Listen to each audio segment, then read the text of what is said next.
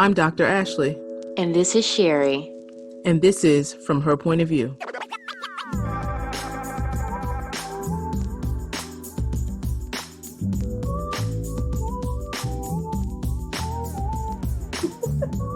Okay, so who wants to go first? We just want to know who you are, what type of day did you have, just like an icebreaker.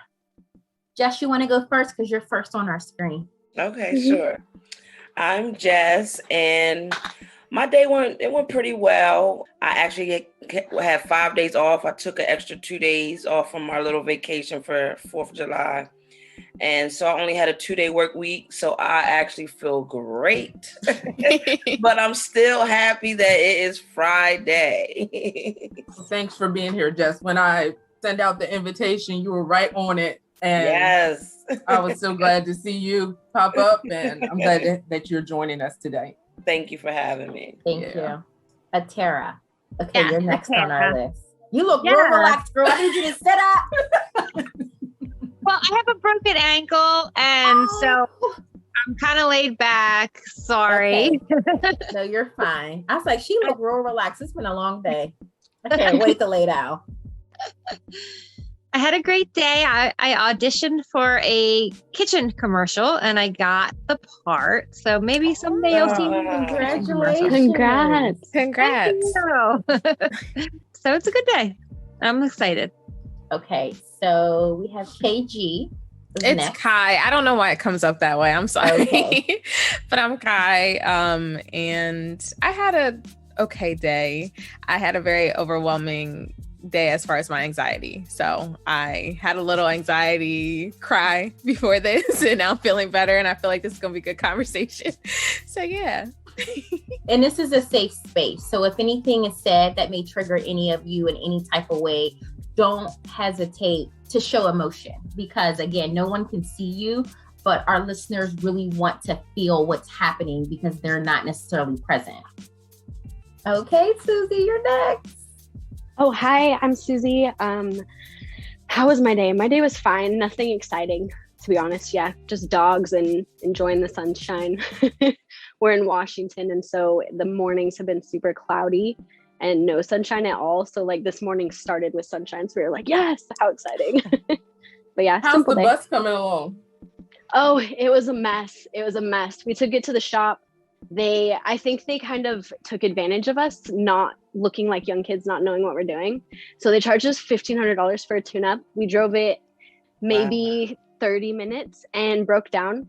Oh, yep. So blessing in disguise. It was almost an entire week of being stranded, trying to fix each little problem that kept happening. But then we found a real mechanic and broke down like 700 feet from his house. And so he was like, all right, well, if you can make it here, I will work on your shop. So he's a real mechanic. So blessing in disguise. wow. Yeah, it's been a nightmare. That is what I swear, mechanics, they really try to take advantage of people who they think don't know what they're doing. You don't know how many times I've gone into shops, car dealerships. I know my shit. Like, I walked in there knowing my shit. I know what's wrong with the car. I just need you to fix it. And they stay trying to overcharge you. Yep. My advice is go to exactly. Go to an O'Reilly's and ask for like a home mechanic. That's my best advice. Don't go to a shop. Yeah. They be trying it. Mm-hmm. All right, Katrina. Hi, how you doing, y'all? Hi, Katrina. I'm gonna stay off camera because I also had a day like the other sister. I have had a lot overwhelming day, and so I'm trying to put my wig together so I can feel better about my life. Yeah, how y'all doing? Hey, girl. It's okay. Girl, it is okay. Like I said, nobody's going to see you but us. But you were missed earlier this morning. Oh, and thanks. I'm glad that you made it today. I look like, I don't know if y'all watch Rugrats, but you know that little doll? That's Cynthia. Yeah, girl. That's what I look like right now. So I'm going to stay off camera. Y'all going to see that little... I got those too. I have like the summertime Exactly. This one's wild. All day I'm just like this. It's real. So yeah. All right. So we've all gotten a little connected here. We all know who each other is, and so we're gonna go ahead and get started. Hey, girl. I'm so excited. Y'all don't understand. We have not recorded together in over a year, like together side by side in over a year. Oh, wow. And here we are. Where you want to start with? You want to start with a question? You want to start with the truth? So what we're going to do is we're going to go in order. And of course, you guys flip based on like what's happening. So we're just going to kind of go as we see you on the screen. So Jess, you're in the corner. You're going to be first. And we're going to ask you, do you want a question or a truth? Based on what you say, we'll pick. Okay. And it's random. So it could be yours, somebody else's, whatever. And then you can either discuss it personally or someone else can jump in. Okay. I'm going to say question. When is one time you wish you spoke up but didn't? I would say before I became who I am now, because we're kind of new following each other on Instagram, but I do public speaking and motivational speaking. And my slogan is speak, don't choke. Because there was a long time that like in my teenage years and even beginning to adulthood that like I let a lot of stuff slide. And when you let a lot of stuff slide, you keep stuff bottled in. And like my anger got the best of me. I found myself up in anger management class.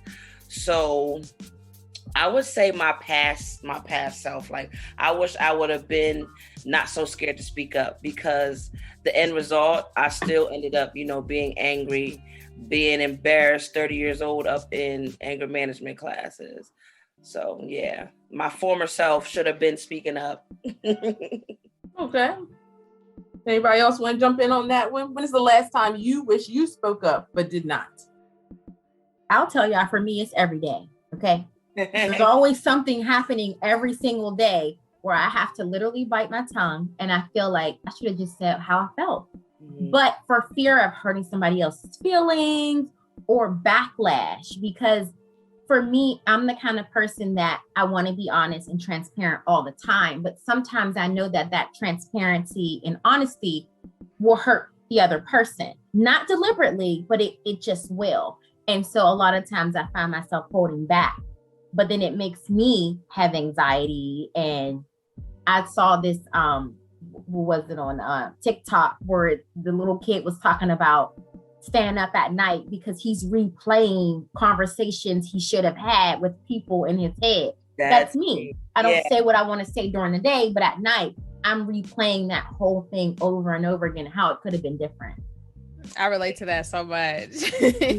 Definitely. That's my go-to. Like if I know you and I know what I'm going to say is going to affect you, I'd rather keep it to myself than to really tell you how I feel when I probably should. With me, I think it's like a lot of the times I know that it won't always be received well. And so trying to talk, like see if it's worth saying, but also effectively like communicating it in a like language that they can receive it well. So then that's something that I try to focus on more, but sometimes it takes a long time and then I don't speak up because I'm focused on how they may feel by what I have to say about something. And then also you feel like that moment has passed, right? Yep. So it's like you had your chance to say what you wanted to say, but now that moment is gone. So now if you go back to it, that person may think, well, why are you still stuck on that? And you're like, because I never resolved that with you. Right. Like, I need to get this out for me. Yeah. I'm definitely somebody who needs to like talk things through, you know what I mean? To like go like past them, like to heal from them or whatever it was. So like that's big. So the underlying theme that I'm hearing there in this conversation is that we're more concerned about how it's going to be received, or it sounds like there's a fear there. Yeah. So what are we scared of? When that person receives it, how do you think that they're going to respond to you, or what feeling does that bring up in you that makes you bite your tongue? I don't want to say rejection, but it's kind of like rejection. Like, you know how you want your message to be received. And if somebody doesn't receive it the same way that you had it made up in your mind, to me, that's rejection. They're giving you the opposite of what you thought it was going to be. So for me, I think that's why I hold back, because I've already consumed in my mind that you're going to receive it this way, or that's my hope. And then it backfires. And then it's like, okay, I'm never doing that again, especially with you. Yeah. So. But I think that's the hard part, because we're so scared of how they're going to receive it. But that's kind of a negative on our part, because now we're thinking for other people. But like, it's hard to not think, because it's like me personally, I always want to try to stay one step ahead. So it's hard for me not to try to think for you. But like what she said with the delivery, it does have a lot to do with the delivery as well. How you say it, when you say it, your timing has to be right. But then that's so much thinking to do. Mm-hmm. And so when you said that, it made me think of, I used to do this thing all the time, and I had to learn it. I had to listen to understand, not to respond. Because as you're talking, I'm in my mind like, yup. I'm about to come back with this, and this. When I'm only getting part of what you're saying because I'm ready. I'm like, the bullet is ready, but I'm not listening to understand. I'm just ready to go. Yeah. Right. You know? I think with me, something my husband has always told me is like, you like to be liked. And I would always combat that and be like, I don't care if people like me, but like, I think I do. And I don't really realize that. I think that's my fear, is to disappoint other people that care about me, or I care about, just the disappointment. But I think I'm trying to get myself out of the people pleasing aspect. That's something I've always done. And so now it's like unlearning that and being more intentional with like setting boundaries with people and speaking up in the moment and letting it play out how it plays out, and let that be that. But I don't want to sit with that longer than I need to. Like, I'm working on it. Yeah. I like what she said about the language that we're speaking, because like, even though we have like regular language, we have the language of perception too. And so how they're perceiving you is, it's hard to figure out sometimes if they speak the same language that you do, and like how you communicate with one another. So like, it does fit into with rejection too, because it's like, if you guys don't speak the same language, then other conversations are going to have the same results. It kind of makes me think back to a video that I put out back in March about minding your business, and what that person thinks of you and what they think of what you're saying is really not your business. They have the right to feel however they want to feel, but you choosing to say or not say something does something to you internally. And really all you can do is control what's happening here. So of course you never want to accost anybody with your words or anything like that, but you can only control you. So of course you're going to be kind or whatever, but their reception is going to be their reception, and you really have no control over it. If you just think about that, sometimes what they think of you is really not your business. And maybe there's a lesson there they need to learn, Oh, I'm sorry, go ahead. Oh, I just wanted to add in, just going back, because a lot of it was basically like analysis paralysis, that you analyze a situation so much that you do nothing. Mm-hmm. However, I think it actually has even less to do with that person, how they perceive it, and us putting a time limit on our own healing. Like, there is no, time limit on things that bother you or concern you or make you feel broken or inadequate or insecure. Like, if you said you were okay with it on Monday, and then you go and think about it and you're not okay with it on Wednesday, like, you owe it to yourself and those around you to be able to release it and let it go and trust that you're doing the right thing, because ruminating about it and having it rent space in your heart and your mind is absolutely is a disservice to yourself. So you can absolutely imagine it's doing a disservice to the people around you as well, because it starts to affect your energy, right? For all the things you didn't say, it starts to kind of then taint your energy. So, yeah. I like that. Mm-hmm. I know. Mm-hmm. Yeah. So I needed to hear all of that. Wait, I don't know if you guys see me, but I'm the note taker. Yeah, So no one sees this, but as we're talking, I am always, every podcast, no matter where we are, I'm taking notes, because I feel like we have so much to give, but you all have so much to give to us. So although we go back and listen to these episodes, we do our recaps, and I'll say, remember when she said, and I'll go back to my notes. And then like, it is just like, it's like revelation all over again. Mm-hmm. Like you need it to, like she said, analysis paralysis. I never heard that, but I like it. So I wrote that down. All right, Kai. What do you want? You want a question or do you want a truth?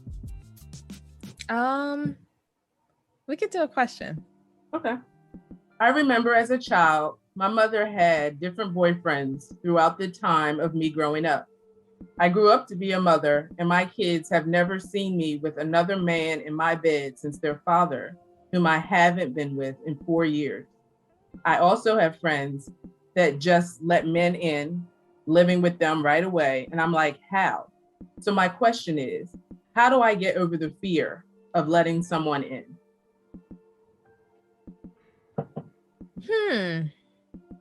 Okay, question. I like it. I think it with myself, I'm trying to, because I've obviously felt that, not to all of those extents, but I've definitely struggled with letting people in. And you just gotta, I will say for myself, paying attention to myself and how other people make me feel when I am my full self, when I'm expressing myself fully, how they respond, if they care, things like that. Like, I think just allowing myself to be transparent has allowed more people to see me for who I really am and accept me for that and give me the love that I want. You know what I mean? I just feel like if we're our truest self and we love ourselves and we're being true to ourselves, I feel like you should only attract people that are good for that energy, if that makes sense. If you're being your truest self, that's what I feel. I feel like you need to like look inside of yourself and what's important to you and how other people's energy makes you feel. And when it feels good, trust that. And if it doesn't turn out good, that's life, but it was a great ass experience, to, in that moment, to feel understood, to feel heard and connected with. Yeah, that's all I got. A ramble, but. No, that was good. Anybody else want to add to that? Because the only word that really pops out to me out of that is fear, right? What is fear? Fear is an imaginary feeling that we make up, is how I feel. Like it really doesn't exist, but we hone in on that feeling, but it's not real. So when you can differentiate how you really feel and like what's really happening, I think that you can make great decisions, right? But if you're afraid of letting someone in, you have to question why. What is it about this person, this one person or people that is keeping me back from being open? Mm-hmm. I think that there's a lot to unpack in this question. Yeah. Because the way it begins, it goes back to what you saw as a child. And when you go to therapy, they always take you all the way back. Because we are essentially those children within, we bring all of that with us. So when thinking about that question, I think about how did I feel as a child when I saw my mom bringing these different men into the house? Did I feel safe? Did I feel scared? Did I wonder why there were different men coming in the house? Like, what did I feel? And am I thinking about that and projecting it on what I think my experience, but my children's experience is going to be? I honestly think that's exactly what it is. But because I think I maneuver around it a different way, but like that's exactly what I think of it is. I know you guys didn't ask for a truth, but one of my truths was that I have a fear of what my children think of me. But I try to get over that fear because like, everybody says like, I don't care what nobody thinks. I don't care what nobody thinks. And I really feel that way. And now I'm getting to the point where I'm even starting to feel that way about my kids because I got a 15-year-old and baby, I'm ready to take his esophagus out. But it's like, so I know that they're going through their things too. But just like how you were saying that, I guess you saw a video and the kid would replay stuff at night. Like that used to be me. Like, did I do everything right as a mom? But I'm learning that you cannot please these little guys. Like I have a 15-year-old, a 10-year-old, and a 7-year-old. And it's like, I'm running ragged trying to please them. So now it's like, I want more time for me. And like with the question as how do I let people in? It's not particularly like one person. It's just like, period. It's like, because now it's like I would be picking out little things. Oh, this person does this. I don't like that. That person does this. There's always going to be something that you don't like about somebody, but you have to learn how to deal with it. But it's the simple fact that that's a deal breaker now. And that just goes back to the fear of, am I scared that what my kids are going to think? Or am I scared to even get in a relationship period myself? So am I really projecting that on my kids, or is it really just me, Yeah. And that makes sense. So in a situation like that, when kids are involved, I would say, have that conversation with your children, see where they are, see what they think. Friend of mine, she just started dating this guy. They've been dating for about a month now, and she's like, oh, I'm going to go meet his son. And I was like, well, don't you think it's too soon? And she's like, well, he really wants me to meet his son. And I was like, I would hold off, because I look at children as casualties in relationships, right? We think about them last. We don't go into relationships thinking, well, what does the children think? Especially when you're not the parent, right? If I'm the third party and I'm coming in, I'm either going to be with you or I'm not. But guess what? When I leave, deuces to you and your kids, right? Yeah. That happens a lot. So we don't think about their feelings from the third party, but as the parent, you have to say, okay, you know what? This is what mommy or daddy wants. What do you think about it? Kids are honest, brutally honest. They're going to tell you exactly how they feel. And you kind of have to go with it. And you also have to know your child, right?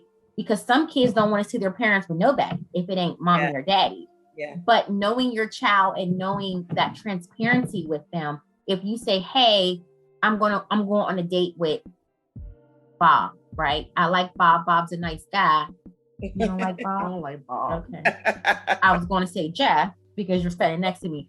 But let's just say Daniel, okay? I'm going on a date with Daniel, and Daniel's a nice guy. What do you think about him? Your kids are going to tell you.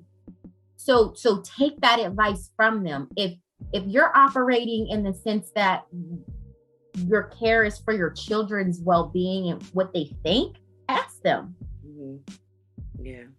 Yeah, and personally, I'm learning to be more open and I'm not saying expose them to everything, but I find that you get better results when you talk to them like they're little people, like don't sugarcoat anything. Like I know people, for example, there's people that maybe one significant other's in jail and they may tell the kids, oh, daddy's in college or something like that. Like me, I would never do that.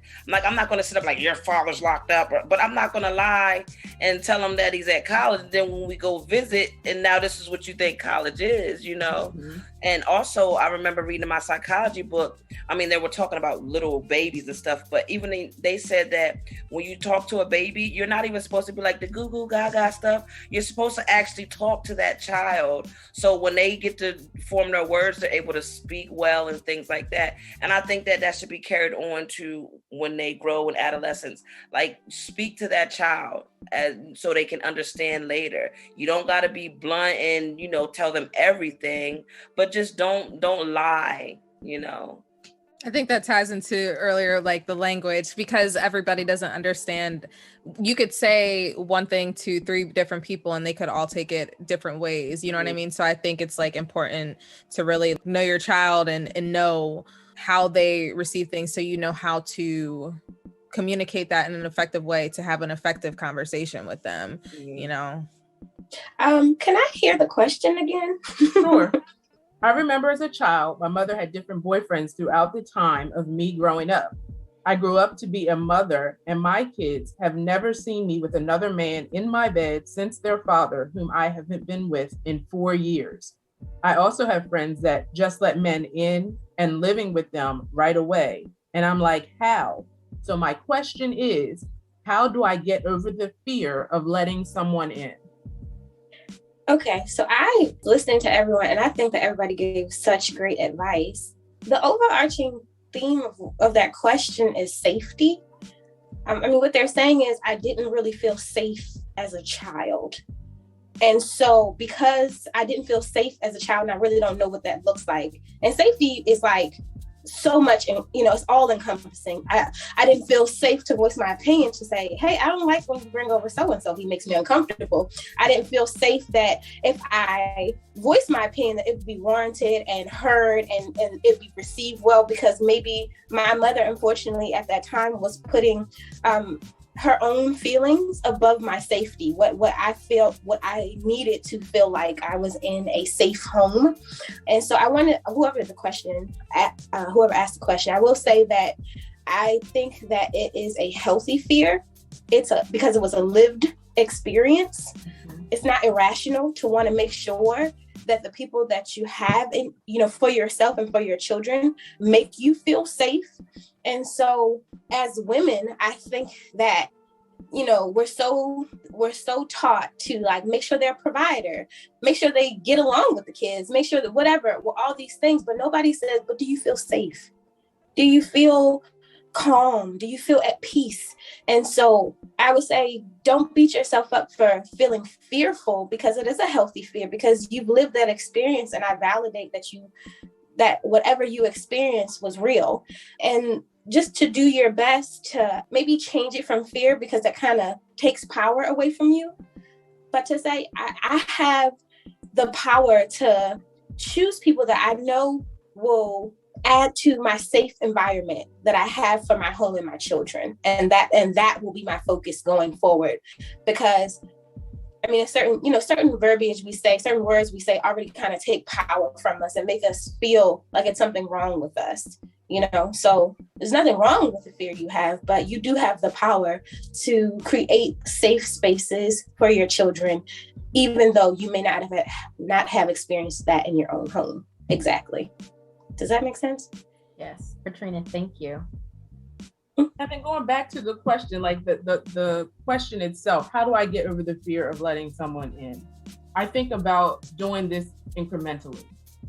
You don't have to just let them all the way in, feel it out. Do baby steps. I'm going to feel out this situation. I'm going to get to know you and everything.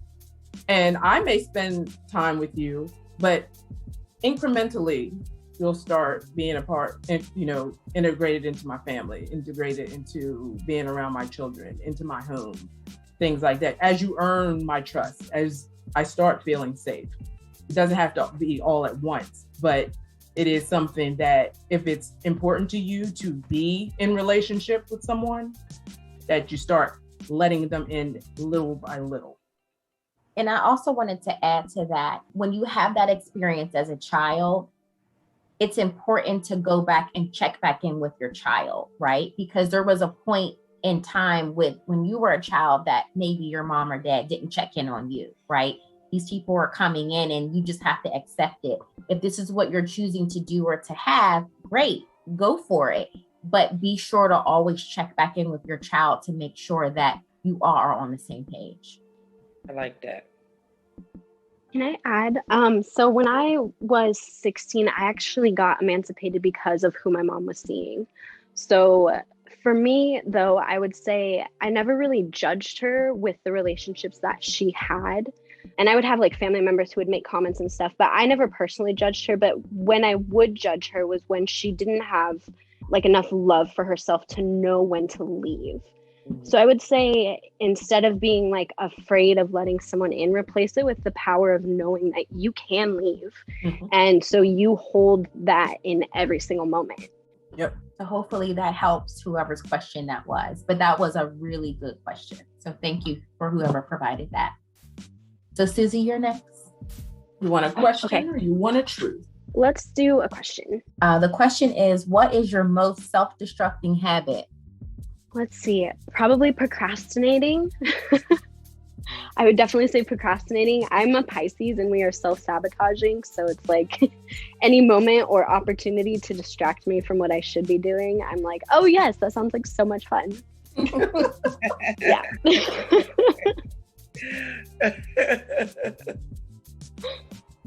I read I agree something. with procrastination though. Yeah. Mhm. I too am a procrastinator, but I just read something this week. It was on Twitter, and somebody asked the question. They were like, "Is it maybe we should like take away the title procrastinating sometimes and just honor the fact that our heart is not on that situation or our mind is not on that situation. So maybe we should do something else that we enjoy for a little bit and take a break and then come back to it. You know what I mean? Like not looking at it always in a negative light, because procrastination isn't always the most negative. You know what I mean? You can still, like, you might wait till the last minute, but I'm pretty sure you will kick ass at whatever you're gonna do, you know, but you did something else instead in the meantime. And I think we can easily like harp on the fact like we should have got this done, but like we got it done. And we got to do other stuff that we wanted to do in the meantime as well, you know. Once it's done, it's cool. But I can honestly say that in between stage, I do beat myself up like, oh my God, you know you should have started this. You know you should have started this. But then once it's done, it's like, oh, I knew I had that. But I do want to save myself some time sometimes and not do that. But sometimes I feel like I work pretty freaking good under pressure. I don't know. Same. Do you have a self-destructing habit, Dr. Taylor? We're going to put her on the spot. Oh, well, I think one of my most self-destructive habits is the fact that I think very negatively. And I think I do that in a way of protecting myself from disappointment. So I'm usually prepared for the failure. I always think that the things are going to fail. Even in this arena with this podcast, I love it. It's so much fun. I love talking to everybody. I love connecting with the women and hearing their voices, and even with my partner, learning more about her from, you know, through these conversations. But I'm always like, these numbers are not where they're supposed to be. I know this is good, so I don't know why it's not. I will tear it all the way down on the back end. And I think it is like a layer of protection for myself, because would I be actually ready to receive if it did blow up? Like if it became this huge thing, am I ready to embark on that journey? You are. We are. You know, and does that scare me? Does that scare me to be like, you know what? You know, the people are really tuning into us a lot and they want to hear from me. Like, what am I going to tell them? And then that whole imposter syndrome comes in to that, because it's like, I'm thinking negatively, so I won't be disappointed. But then when they do come to me, I know I have what I need to give, but are they going to look at me and be like, who is she? And why is she telling me that? Mm-hmm. So that's my self-destructive habit and trait. And so with that, I feel like negativity is something that we receive well. Right? We receive the fact that this cannot work. We have more faith in the fact that this may not work than this actually working. So when it works, you're like, what do I do with it now? Right? Like I'm not prepared, but we should be prepared for the good and for the bad. But it's easier to prepare for the bad because as human beings, right? We experience so much negative things in life and we just take it on the chin, tap it on the shoulder and keep it moving. But when good things happen to us, we really don't know what to do. So that makes sense. Mm-hmm. But knowing that, right? Mm-hmm.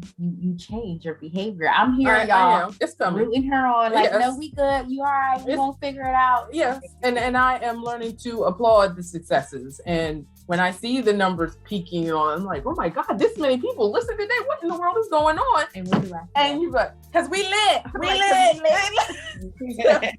And that's good. I need the cheerleader because the voice in my head is not as rah-rah as my partner. Well, I think you made a point when you said, are you really ready if everything blew up? Because statistically, it's the number one fear is fear of failure. But I think that up there in the top is fear of success. Because like you said, what do you do? You know, like I said, I would do the motivational speaking and stuff like that. And one of my favorite speakers is Les Brown. And I actually did a speech on it not too long ago. Like, I'm sitting up here praying because I would love to get paid $50,000 just to speak to somebody for 30 minutes, you know?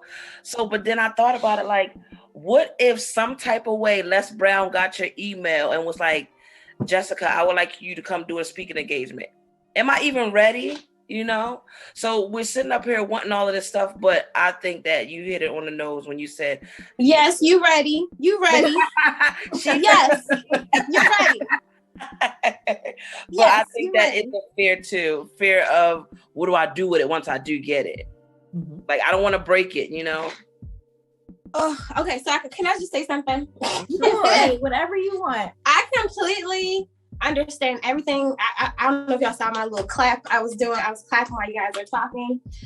So when I was a teacher, I used to be a private voice teacher, and I used to tell my students, because you know they would get in my room and it's just us two, and I'm like, you know, going through the scale, and I'm hitting the piano, and they're like, I'm like, I can't hear you. Like, what? I can't hear you if you're not saying anything. Like, this is a voice class. If you don't sing, I can't get anything from it.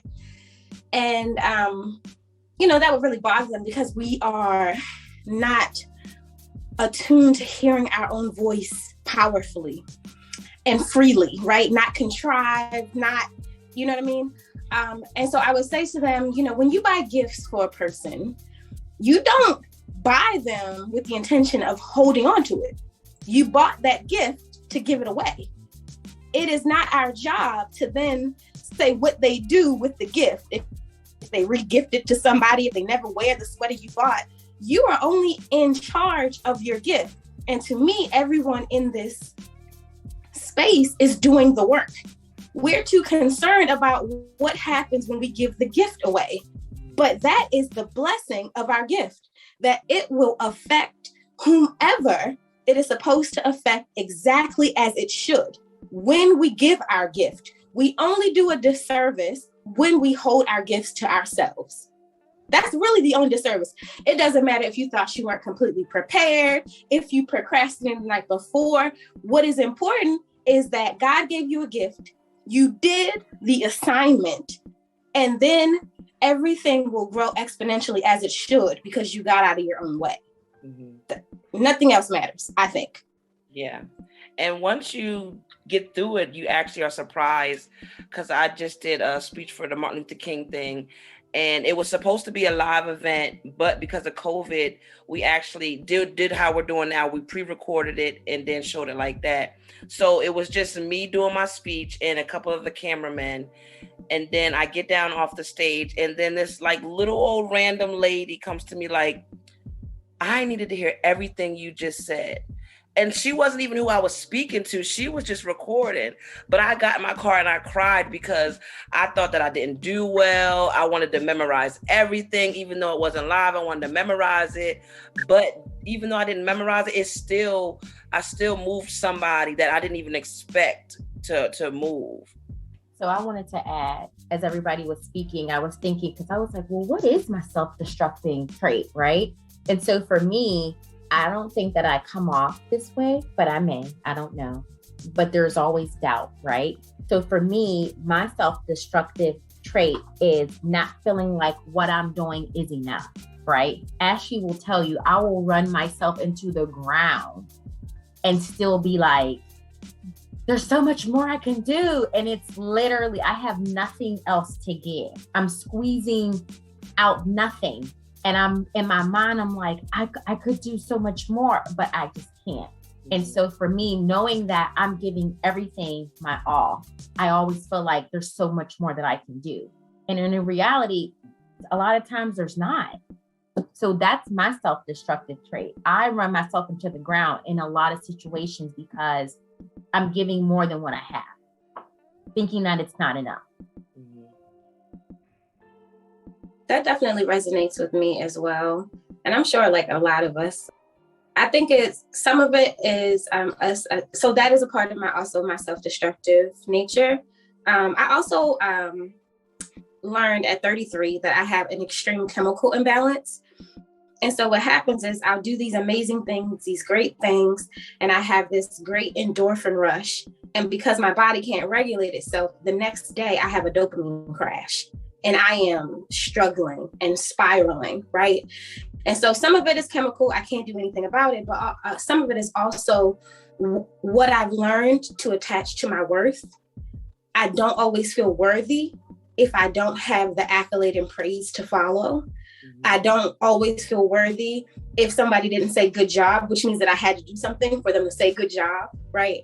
And so it has been a everyday challenge to sit the fuck down and know that you are still worthy, even if you don't do anything else today. Even if you didn't do anything else today, you are just as worthy. Now, very easy said than done. And I know you understand, Cheryl, but it's just, whew, I'm just like, okay, this grind culture is not healthy. It is, it was so not told how detrimental it is to our mental health, to our bodies, to our sense of worth, right? And so we're undoing actively every day, but it doesn't mean we stop. I still want that validation. I still need to be doing things. And even though I know I shouldn't do it that way, I have to, check myself on a regular. So I thank you for sharing that, because I definitely understand that completely. And then, trust me, the struggle is real. Like right now, I have so much going on in my life, and I call her, and sometimes I forget to say, "Are you busy?" Right? Because she is my safe haven. So I will call her on 10,000, and I'm like, and she's like, "Breathe.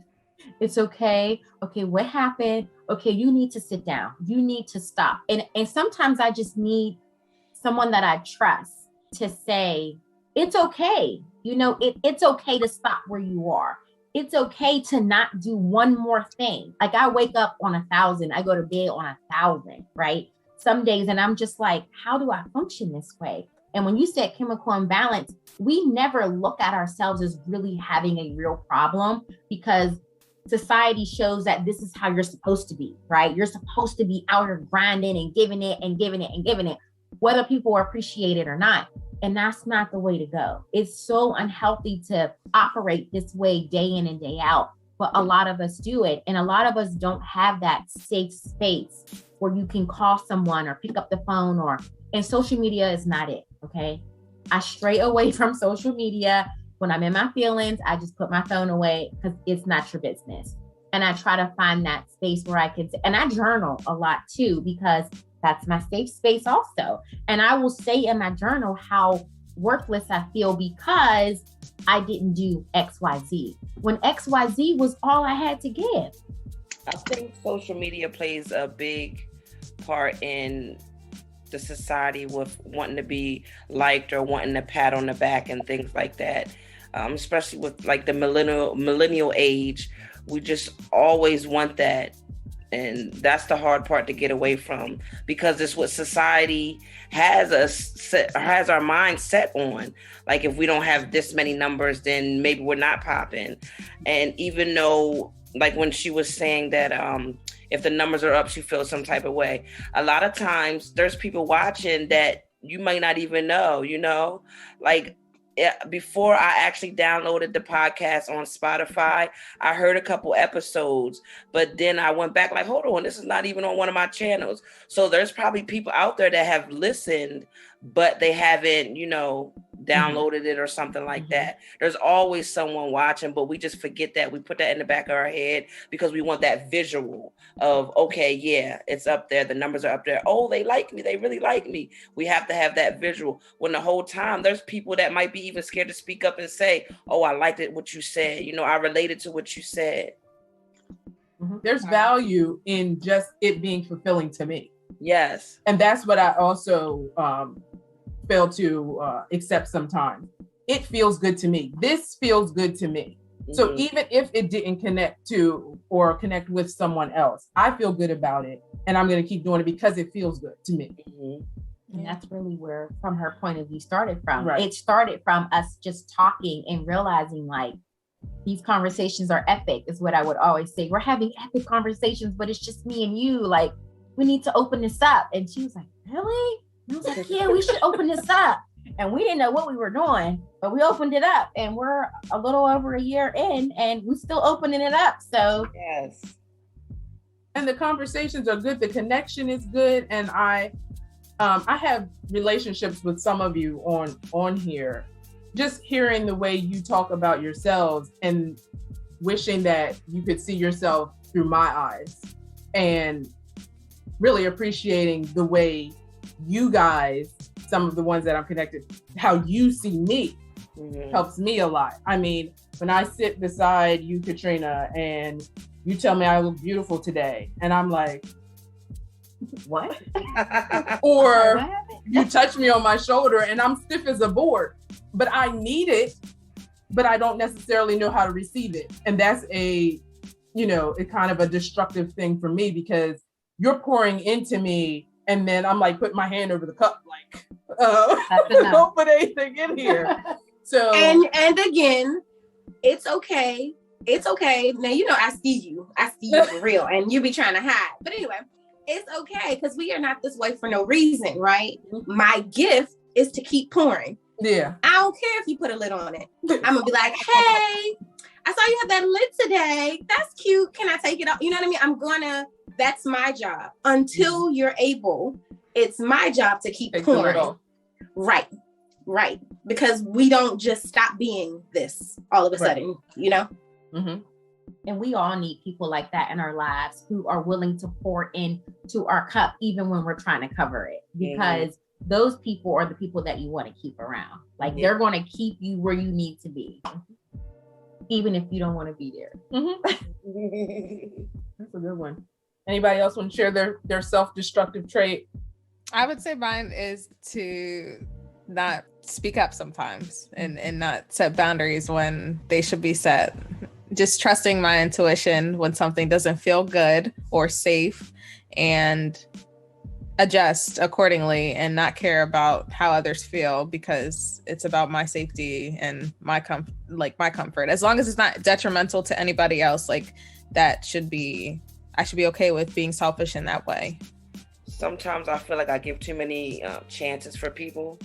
It's like Groundhog Day, how many times it's been like, oh my God, I didn't let them in again, or I done seen this happen. A lot of times I see stuff play out, but it's like I still go along with something. It's like I just give people too many chances. I give them the benefit of the doubt. And I think that comes, when I was speaking about my anger, I think that comes into play with that, because it's like, now I didn't let it happen so many times. Now I just turned green into the Incredible Hulk, when I shouldn't have. I saw it happen and saw it before it happened. So I should have said something about it to avoid it.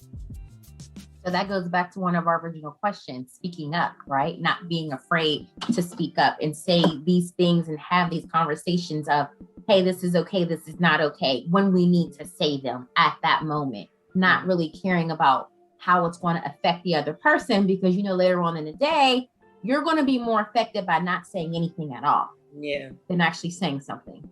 Yeah, that kind of reminds me of, how, like, if you're in a store with your kid, and then they're acting up, and you gotta, like, get them straight or something like that. It got to the point where it's like, look here, one of us is going to be embarrassed, and it's not going to be me no more, okay? Going back to speaking up and not caring what the other person thinks, I think my fear, that was my question. And I think my fear was that, and it came to fruition, that when I do speak up, what will be done about it? And how will you help change this situation when it was out of my control? And no, nothing changed. So I think that is my struggle with speaking up. And okay, I'm giving you the opportunity to, like, let's make a solution to something, and it just not being cared for from the other party. I think that's what hurts, and that's why I struggle to speak up sometimes. Yeah, that is the hard, if nothing gets done, that is the hard part. But I would say at least you did your part. At least you did what you were supposed to do. You said what you were supposed to say. Just like a preacher, when they get up there and preach, some people want to, like, I don't know who he was talking to, But he did his job. He gave his word, So you did your job. You spoke up. I'm sorry that you didn't get the result you wanted, but you did your part. So I want to switch gears just a little bit here. So I don't know if you guys listened, but Susie was episode 2. Episode 2. Hey, Susie. Susie was episode 2, and Susie gave us like some dope shit, right? She did. But I want to switch it up and go back to communication. When we were talking with Susie, we talked about, and we're going to go back to the relationship side of things and sex, right? Because season 3 is everything sex. So what Susie was telling us is that if you're having bad sex, right, it's your fault because you're not communicating, right? Basically, you're not speaking up. You're not saying what you need. So I want to propose the question to you all in the sense that, have you ever been in a situation with a spouse, a partner, where things weren't ideal per se because you weren't speaking up? And when you did speak up, how did that situation change? Okay. So, like I said, you speak up too late and it comes out wrong. And I just remember like going through the motions, and then I just was like, get off of me, shit. But then the look on his face was just like, and then at the moment I was like glad that like you got off of me, but then I thought about it later, like, oh my God, why did I say that? Like, because if it was me, I'd have been like, what you mean, But yeah, so you gotta speak up, or it comes out like that, like, because I literally was like, get off of me, like this ain't working, partner. Yeah, like you got to try this again. Got to do it another way. And tying it back, not saying something may have been self-destructive though. Because if we're having a sexual experience, it would have been self-destructive to be like, just be like, yeah, just get this over with, because that's not what our sexual experiences are supposed to be like. So I'm sorry that you had to hurt feelings, but if you don't like it, you can say no and be like, stop this. Stop it. So what was the question so that everyone else can address it as well? The question was, have you ever been in a situation with a spouse or a partner? Speaking up, right? And you did not speak up because the sexual experience wasn't what you thought it was going to be. So did you speak up, or did you just later like a slab of meat, like I said last time? Because some of us be later like a slab of meat. We're just like, okay, are you done yet? I think we've all had those experiences though, like where you're in your mind, you're like, I am in Maui right now on the beach. Counting down the clock. Okay, now. Yeah, exactly. You got 30 more seconds. Rather be on the beach without you, but communication is important when it comes to sexual experiences, because a lot of us women are not having what we need because we're not speaking up. And we talked about that, Susie. Well, and it's like, just like it is, and just like you were saying how sometimes we wait until it's like, okay, get off now. Like, I've had enough. I had a situation like that where I was actually like playing with myself while we were having intercourse, and he got offended by it and was like, why are you doing that? Like, does it not? And I'm like, yo, like, if you can't get me there, I'm going to get myself there. Like, I'm not, it's not my fault. You're not very experienced. Like, I'm just going to, like, are you here with it? Or are you, I'm like, I don't know how to adjust this. Like, I'm just going to take care of it myself then, which was like, probably overly aggressive, but. Wow. Goals are going to be accomplished here, whether you're a part of it or not. Okay. Yep. I'm like, you hit your time limit. I'm bored now. So we're just going to get this done with. You've been listening to From Her Point of View, the show curated specifically for women by women, covering a wide range of topics. Though this is From Her Point of View, we want your point of view too. Become a part of the show. Questions, comments, and feedback are welcome through Instagram and Facebook, where we post regularly. Email us at FromHerPointOfViewLLC@gmail.com. leave us a voicemail at 443-507-8032. Tune in weekly, and please share with your family and friends, as we can be found on your favorite platforms: Apple Podcasts, Podbean, Google Podcasts, Spotify, and Amazon Music. Thank you for listening to From Her Point of View.